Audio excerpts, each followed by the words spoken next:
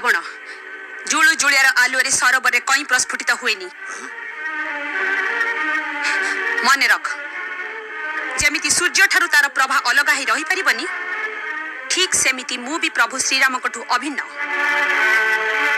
ଯେମିତି ଜଣେ ପାପୀ ପୁରୁଷ ସିଦ୍ଧି ପାଇଁ ପୂଜାର ଅଧିକାରୀ ହେଇପାରେ ନା, ଠିକ୍ ସେମିତି ତୁ ବି ମୋର ଦର୍ଶନର ଯୋଗ୍ୟ ନୁହଁ।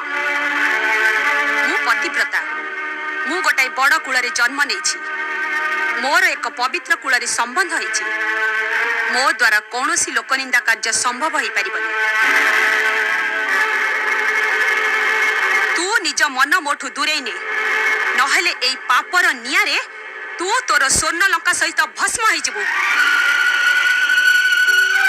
ତୁ ଶ୍ରୀରାମଙ୍କ ଶକ୍ତିର ଟିକେ ବି ଆଭାସ ପାଇନୁ। ତାଙ୍କ ଧନୁର ଟଙ୍କାର ମାତ୍ରକେ ଲଙ୍କା ସମୁଦ୍ରର ଅଥଳ ଗଭୀରରେ ଲୀନ ହେଇଯିବ। ତୋର ଗୋଟାଏ ମାତ୍ର ପାପ ପାଇଁ ସମଗ୍ର ପୃଥିବୀରୁ ରାକ୍ଷସ କୁଳର ବିନାଶ ହେଇଯିବ।